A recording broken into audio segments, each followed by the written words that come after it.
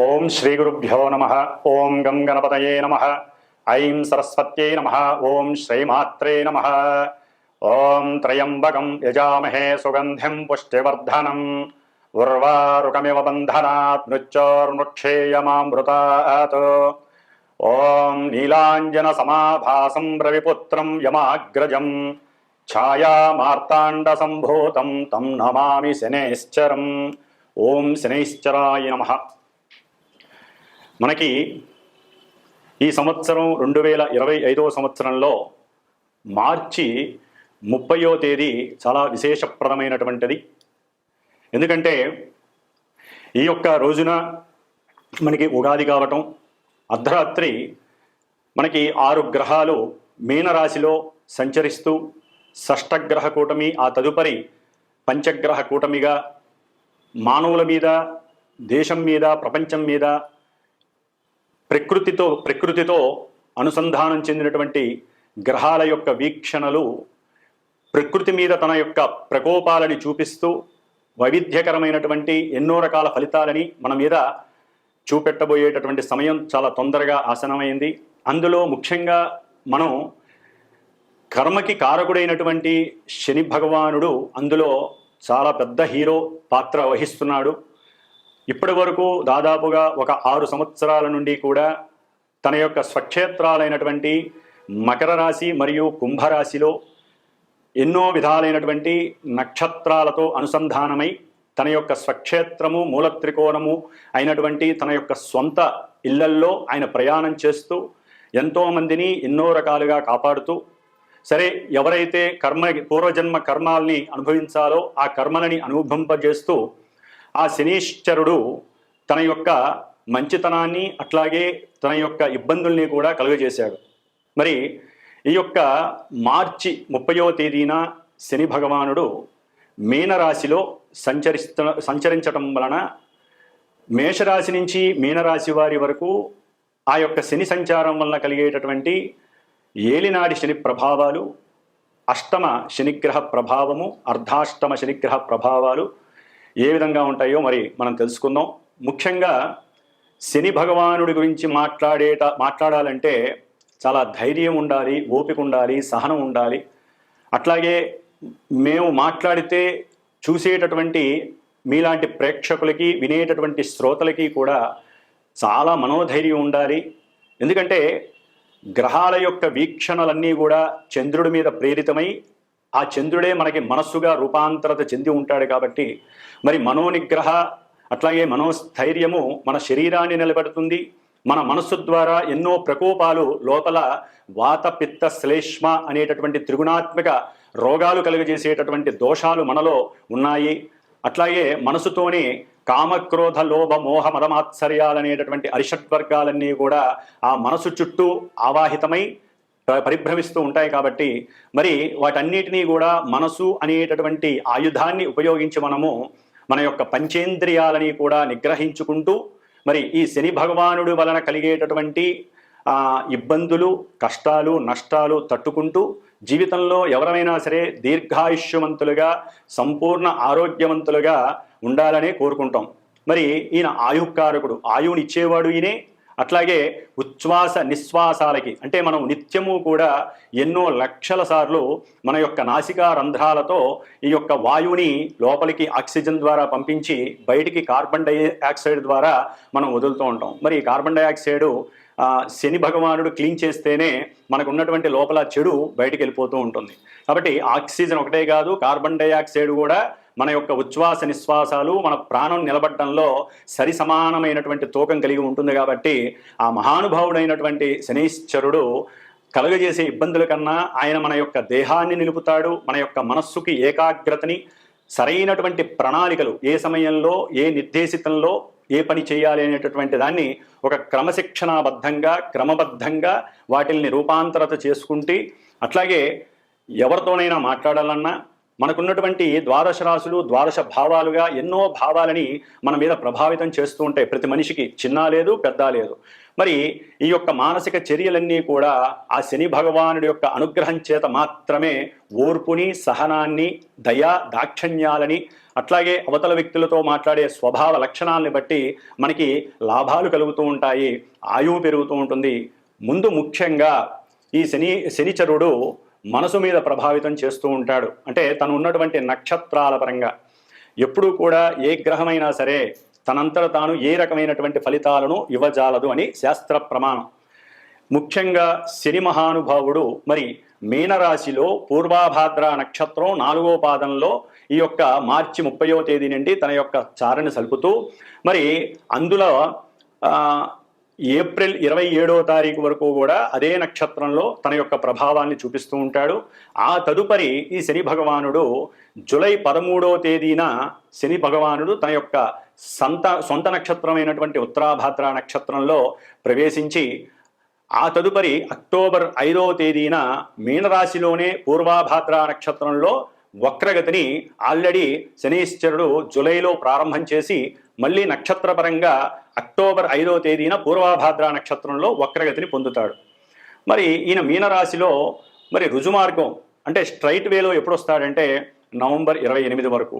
మొత్తం మీద ఈ యొక్క శని భగవానుడు మీనరాశిలో ఉండటమే మన యొక్క కర్మలన్నీ నివృత్తి చేసేటటువంటి పరిస్థితి మనకు కలిగిస్తున్నాడు.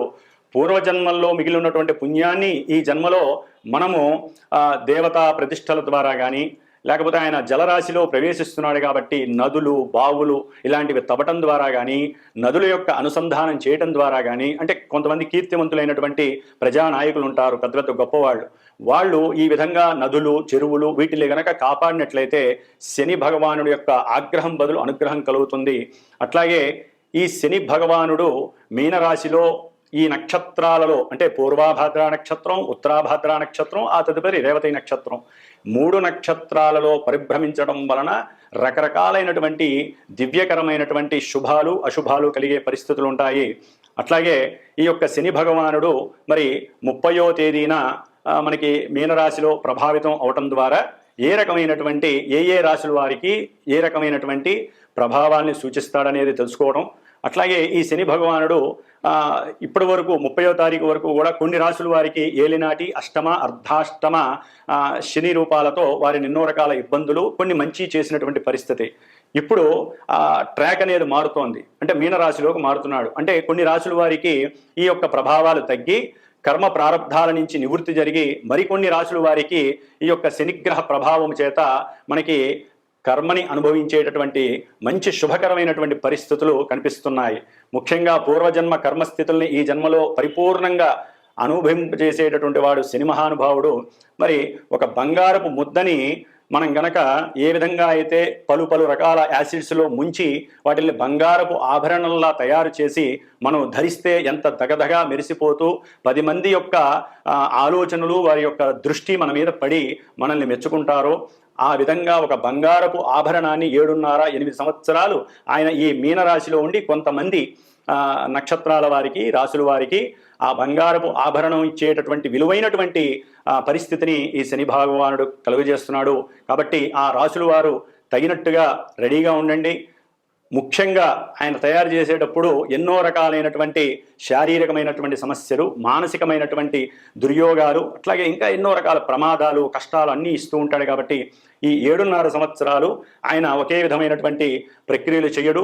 2.5 సంవత్సరాలు ముందు వెనక మధ్యలో రకరకాలైనటువంటి పరిస్థితుల్ని మానవుల మీద ప్రభావితం చేస్తూ ఉంటాడు. కాబట్టి ఆయన్ని శనీశ్వరుని ఉపశమించడం కోసం ఆయన యొక్క శాంతి మంత్రాలని బ్రాహ్మణుల చేత ఆయనకి సంబంధించినటువంటి వేద మంత్రాలతో ఘోషని గనక మనం జలరూపకంగా జపాలు, తర్పణాలు చేసి శనిగ్రహ హోమాలు చేసి అట్లయితే గనక ఆ శనీశ్వరుడు చేసేటటువంటి విన్యాసాలు మన మీద తగ్గి ఆయన యొక్క ప్రకోపాన్ని, ఆగ్రహాన్ని మన మీద పడకుండా మన వరకు మనం అడ్డుదెర కట్టుకోవడానికి ఈ బ్రాహ్మణుల చేత చేయించేటటువంటి జప తపాలు, దానాలు, హోమాదులు కూడా చాలా పలు విధాలైనటువంటి పరిస్థితుల నుంచి మనకి ఇబ్బంది లేకుండా ఉపశమింపజేస్తాయి.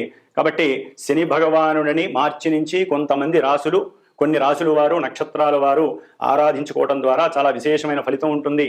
ముఖ్యంగా శని భగవానుడు ఓన్లీ ఈ రాసుల వారికే కాదండి, మిగతా రాసుల వారికి ఆయన ఏ ఏ భావాల్లో అంటే ఏ ఏ భావాలలో ఉన్నా కూడా రకరకాలైనటువంటి సమస్యల్ని కలుగు చేస్తాడు. ఆ భావానికి సంబంధించినటువంటి ఆ నక్షత్రానికి సంబంధించినటువంటి మంచి స్థితిని అట్లాగే యుతిని కలుగజేసి ఎన్నో రకాల ఆపదల్ని కూడా పక్కకి నెట్టివేసే పరిస్థితి ఉంటుంది. అన్నిటికీ మూల మార్గం శని భగవానుడి యొక్క ఆరాధన. మరి ఈయన గురించి చెప్పుకుంటూ పోతే మనకి సమయం చాలా అయిపోతుంది కాబట్టి మరి ఏ ఏ రాశుల వారికి ఈ సంవత్సరం మార్చి 30వ తేదీ నుండి మరి కొన్ని నెలలు కొన్ని సంవత్సరాలు ఈ యొక్క శని ప్రయాణంలో మనం ఏ విధంగా మరి జలరాశిలో ఉన్నాడు కాబట్టి సముద్రంలో పడవ ఎక్కి కూర్చున్న వాళ్ళకి తెలుస్తుంది ఆ విషయం. కాబట్టి ఎన్నో రకాలైనటువంటి మనకి ఆటుపోటులు కనిపిస్తూ ఉంటాయి. మరి ఆ సముద్రం కాబట్టి అలలు ఎగిసిపడుతూ మనం వాటిని ఎలా తప్పించుకోవాలో కూడా ఆ శని భగవంతుడు మనకి కలుగజేస్తాడు. అన్నిటికీ మూల మార్గం ధ్యానము. ఎందుకంటే మీనరాశి అనేటటువంటిది రాశులన్నిటిలో కూడా మోక్ష మార్గాన్ని చూపించేటటువంటి రాశి కాబట్టి మరి దీంట్లో కర్మకారకుడైనటువంటి శని భగవానుడు ప్రవేశించేటటువంటి ఈ సమయం అందరికీ కూడా అనుకూలమైనటువంటి సమయంగా భావించండి. ఎక్కడా భయపడకూడదు, ఎక్కడా అధైర్యపడకూడదు. ధైర్యంతో ఆయన్ని గనక మనం మానసికంగా ఆరాధిస్తే, హనుమంతుల వారిని పరమేశ్వరుణ్ణి గనక ఆరాధిస్తే మనకి శని యొక్క బాధలు లేకుండా తప్పించుకోవడానికి ఉత్తమమైనటువంటి మార్గాలు చాలా ఉన్నాయి. అవి పర్సనల్గా ఎవరైనా సరే వాళ్ళ యొక్క జాతకంలో ఉన్నటువంటి గ్రహస్థితిని బట్టి కూడా ఇప్పుడు ప్రజెంటు ఈ యొక్క గోచారంలో శని ఉన్నటువంటి నక్షత్రాలు, శని ఉన్నటువంటి రాశులలో సమన్వయం చేసుకుంటూ చెప్పించుకున్నట్లయితే ఇప్పుడు చెప్పేటటువంటి అందరూ చెప్పేటటువంటి ఈ యొక్క శనిగ్రహ ఇబ్బందికరమైనటువంటి ఫలితాలు ఏమీ జరగవు. ఎందుకంటే వారికి నడిచే దశలు అంతర్దశలు వేరే ఉంటాయి, ఆ నక్షత్రాలు వేరే ఉంటాయి. కాబట్టి అందరికీ ఒకే రకంగా ఈ యొక్క ప్రభావాలు జరగవు. కాబట్టి ఇది విని కొంతవరకు ధైర్యాన్ని అట్లాగే ఉపశమనాన్ని పొందటానికి మాత్రమే ఈ యొక్క గోచారాన్ని శనిగ్రహ ఫలితాలని మాత్రం వినాలని మనసారా కోరుకుంటున్నాను. కాబట్టి ఇక మేషరాశి నుంచి మీనరాశి వారి వరకు ఈ యొక్క శనిగ్రహ ప్రభావం ఏ విధంగా ఉంటుందో తెలుసుకుందాం. ధనుస్సు రాశి. ధనుస్సు రాశి వారికి మార్చి 30వ తేదీ నుండి అర్ధాష్టమ శని ప్రారంభమవుతోంది. మరి ధనుస్సు రాశి వారికి ఈ 3 ఏళ్ల బట్టి చాలా చాలా బాగుంది అని చాలామంది మాలాంటి విశ్లేషకులు, జ్యోతిష్య పరిజ్ఞానం ఉన్నవారు చాలామంది చెప్పున్నారు. సరే, వారి యొక్క పర్సనల్ జాతకరీత్యా కర్మాలని అనుభవించి ఉండొచ్చు, చాలా మంచి కూడా జరిగి ఉండొచ్చు చాలామందికి. కొంతమందికి వారి యొక్క జన్మ జాతకరీత్యా ఎన్నో ఇబ్బందులు కూడా కలిగి ఉండొచ్చు, అది తర్వాత విషయం. అయితే ధనుస్సు రాశి వారు ఇప్పుడు జాగ్రత్తగా ఉండాల్సినటువంటి పరిస్థితి ఎదురవుతోంది. అర్ధాష్టమ శని, ఏలినాటి శని ఎంత గొప్పదో, అష్టమ శని దానికన్నా ఎంత గొప్పదో. అంటే కర్మల్ని అనుభవించడానికి ఈ అర్ధాష్టమ శని ఆ రెండింటికన్నా పెద్దదిగా, అంటే ఆ రెండు కలిపితే ఏ విధంగా అయితే అనుభవిస్తాడో దాన్ని అనుభవించే పరిస్థితులు ఎదురవుతాయి. ఈ అర్ధాష్టమ శని అంటే సమస్త సంకటాలని, ఇబ్బందులని, కష్టనష్టాలని ఎదుర్కొనేటువంటి కంటక శని అని కూడా అంటారు. మరి కంటకాలంటే అన్ని రకాల సమస్యలు, ముఖ్యంగా ఏ మనిషికైనా సరే సౌఖ్యంగా ఉండాలనే కోరుకుంటాడు. అంటే మనకి ప్రతి మనిషికి తన చుట్టూ ఉన్నటువంటి భార్య పరంగా, కుటుంబ పరంగా, గృహపరంగా, తల్లి పరంగా, చివరికి తినే తిండి దగ్గరైనా సరే తనకి ఇష్టమైన పదార్థాలు తినాలని, దానికి తగ్గట్టుగా కుటుంబంలో అలా చేసి పెట్టాలని, గృహంలో సౌఖ్యము ప్రధానం. ఈ ప్రతి మనిషి చిన్న పిల్లల దగ్గర నుంచి ఇప్పుడు పసిపిల్లలు ఉంటారు, వారికి ప్రదేశం మారితే ఇబ్బందులు. మరి ధనుస్సు రాశి వారికి సౌఖ్యస్థానం ఇప్పుడు దెబ్బతింటోంది. అంటే వారికి సరైన సమయానికి కష్టపడి వచ్చినా కూడా సరైన భోజనం దొరకదు. అట్లాగే ప్రతి మనిషికి తల్లి ప్రేమ చాలా ప్రధానమైనటువంటిది.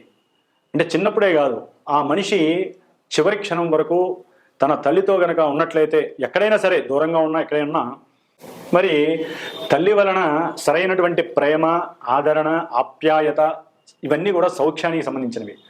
అవి గృహంలో దొరక్కపోతే ఆ వ్యక్తి అతలాకుతలమైపోయి సముద్రంలో మధ్యలో ఉన్నట్టుగా భావిస్తాడు.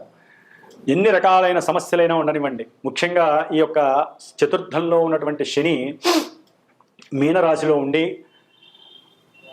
కన్యారాశిని చూడడం ద్వారా వీరికి వృత్తిలో ఎవరైతే సేవకా వృత్తిలో ఉన్నా, లేకపోతే రాజకీయ నాయకులు కానివ్వండి, లాయర్ వృత్తి చేపట్టిన వారు కానివ్వండి, ముఖ్యంగా వ్యాపారస్తులు ఎవరైతే ఉన్నారో వారందరికీ కూడా కొంత అసౌకర్యకరమైనటువంటి పరిస్థితులు ఎదురవుతాయి.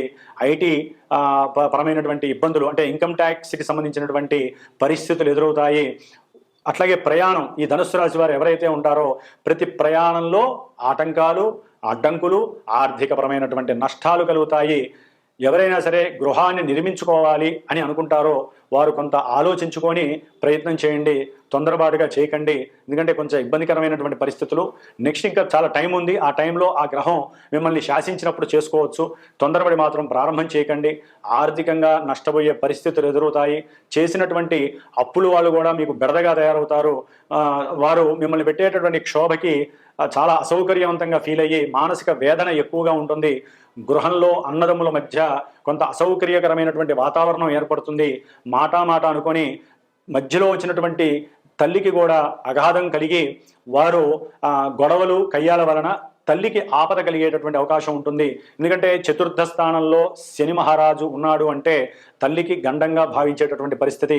కాబట్టి తల్లి యొక్క ఆలన పాలన పొందటం, లేకపోతే తల్లిని ఎప్పటికప్పుడు యోగక్షేమాలు తెలియజేసుకోవటం, అవసరమైతే వారిని చూడటం, ఇలాంటివన్నీ చేసుకోవడం ద్వారా తల్లి యొక్క మానసిక స్థితిని మీరు గట్టిగా చేసుకున్నట్లయితే తల్లి యొక్క ఆయుర్దాయం పెరుగుతుంది.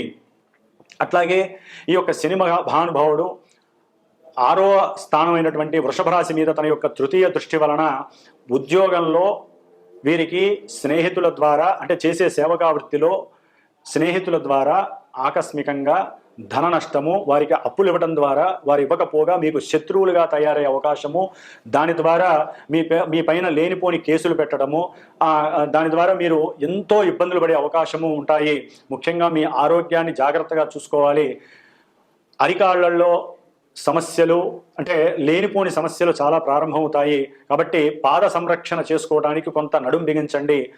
ఏదైనా సరే నడిచేటప్పుడు కానీ ప్రయాణాలు చేసేటప్పుడు కొంత దైవ ధ్యానం, ముఖ్యంగా హనుమత్ ధ్యానాన్ని, లేకపోతే హనుమాన్ చాలీసాని కానీ, లేకపోతే మనకు ఉన్నటువంటి కొన్ని మంత్రాలు ఆపదామపహర్తారం అనేటటువంటి మంత్రాన్ని, స్తోత్రాన్ని చదివి బయలుదేరినట్లయితే మనకి కలిగేటటువంటి, అంటే ప్రయాణ మార్గంలో మార్గమధ్యంలో కలిగేటటువంటి ఎన్నో ఇబ్బందులు మనకు కలగకుండా హనుమంతుల వారు కాపాడుతూ ఉంటాడు. ముఖ్యంగా బంధుమిత్రాదుల్లో, కుటుంబంలో, గృహంలో కొన్ని సమస్యలు ఎదురయ్యే అవకాశం ఉంటుంది.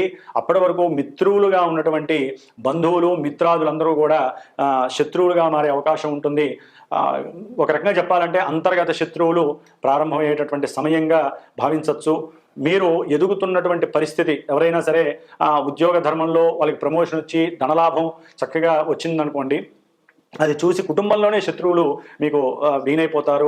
అన్నదమ్ములు సాధ్యమైనంత వరకు సమన్వయంగా మాట్లాడుకుంటూ అనవసరమైనటువంటి వృధా విషయాల దగ్గరికి వెళ్లకుండా, అట్లాగే అనవసరంగా ధనాన్ని ఖర్చు పెట్టకుండా ఉండటం చాలా మంచిది.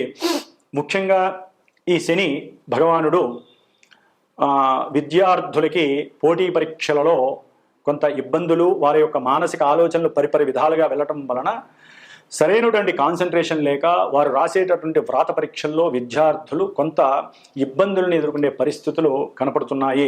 ప్రజెంట్ ఈ నెల రోజులైతే బాగానే ఉంటుంది. ఏప్రిల్ తర్వాత మాత్రం, ఏప్రిల్ 27, 28 తర్వాత ఎప్పుడైతే శని భగవానుడు సొంత నక్షత్రంలో అడుగుపెట్టినప్పుడు వీరి యొక్క ఆలోచన దృక్పథం మారుతుంది. వీరు రాసే వ్రాత పరీక్షల్లో కొంత అనాలోచన వీనవుతుంది. శ్రద్ధ పెట్టలేరు. కుటుంబ సమస్యలు, గృహ సమస్యల వలన, తల్లి యొక్క ఆదరణ సరిగ్గా లేకపోవడం వలన వీరు రాసే ఎగ్జామ్స్ మీద కాన్సన్ట్రేషన్ చేయరు. కాబట్టి ఒకటే, విద్యార్థులు సరైనటువంటి అవగాహనతో చదవండి, సరైన ప్రణాళికలు తయారు చేసుకోండి. ఎన్ని కష్ట నష్టాలు వచ్చినా తల్లి యొక్క అనుగ్రహం పొందండి. ఆదరణ లేకపోయినా సరే మీరు తల్లిని ఆదరించండి. తల్లి పాదాలకు నమస్కారం చేసుకుంటే ఎటువంటి విజయమైనా మీరు సాధించగలుగుతారు. లేకపోతే మీ బుద్ధి చేతనత్వం దెబ్బతింటుంది. రాసే ఎగ్జామ్స్లో మీరు సౌకర్యవంతంగా రాయలేరు. అట్లాగే మీరు ఎగ్జామ్స్కి వెళ్ళేటప్పుడే ముందుగానే మీకు సంబంధించినటువంటి ఆ ఎగ్జామ్స్ ఐటమ్స్ ఉంటాయి కదా, అవి జాగ్రత్తగా చూసుకుని వెళ్ళండి. ముఖ్యంగా ఎండాకాలం కాబట్టి వాటర్ బాటిల్స్ అవి కూడా జాగ్రత్తగా ముందుగానే తీసుకువెళ్ళండి. ఎన్ని ఇబ్బందులు ఎదురొచ్చినా సరే మీ యొక్క స్వశక్తితో, స్వయం కృషితో, గురువుల్ని ఆరాధించడం ద్వారా దేవాలయాలకు వెళ్ళి మీరు ఎగ్జామ్స్కి వెళ్ళడానికి ప్రయత్నం చేయండి. లేకపోతే ఇంట్లోనైనా సరే మీకు ఇష్టమైనటువంటి దైవాన్ని ప్రార్థన చేసుకొని చక్కగా ఎగ్జామ్స్కి కనుక వెళ్ళినట్లయితే మీరు ఆ యొక్క ఎగ్జామ్స్లో అంటే మంచి ఉత్తీర్ణత శాతాన్ని కూడా పొందే అవకాశం ఉంటుంది. మీరు ఆరోగ్య విషయంలో కొన్ని జాగ్రత్తలు తీసుకోవడం చాలా చాలా ఉత్తమమైనటువంటి విషయంగా మీరు పరిగణించాలి. ఏదేమైనప్పటికీ ధనుస్సు రాశి వారికి ఈ యొక్క కంటక శని ఎలా ఉంటుందంటే ముళ్ళుతోనే తీయాలి. మనకి ఏదైనా ముళ్ళు గుచ్చుకుంటే సన్న సూదితో కానీ లేకపోతే అదే ముళ్ళు ఇంకేదైనా ముళ్ళుతో తీస్తేనే అది బయటకు వస్తుంది. కాబట్టి ఆ యొక్క ఆలోచన శక్తి కూడా మీకు పెంచుకోవడానికి ప్రయత్నం చేయండి. అనవసరమైనటువంటి విషయాల జోలికి వెళ్ళటం కానీ, గృహంలో తల్లితో విరోధం తెచ్చుకోవడం కానీ చేయకండి. ఏది ఏమైనప్పటికీ కూడా ఈ యొక్క ధనుస్సు రాశి వారికి ఇబ్బందికరమైనటువంటి పరిస్థితులుగా మనం పరిగణించుకోవాలి. దైవారాధన వలన, శనీశ్వరుడు యొక్క జప హోమాదుల వలన మాత్రమే మీరు దాన్ని అధిగమించగలుగుతారు. అర్ధాష్టమ శనిగ్రహ దోషం పోవటానికి ఏ ఏ మార్గాలైతే ఉన్నాయో అవన్నీ మీరు ఆచరించడం ద్వారా చాలా చక్కగా ఆ యొక్క 3 సంవత్సరాలు 2.5 సంవత్సరాలు మీరు కొనసాగించవచ్చు. ఓం శ్రీమాత్రే నమః.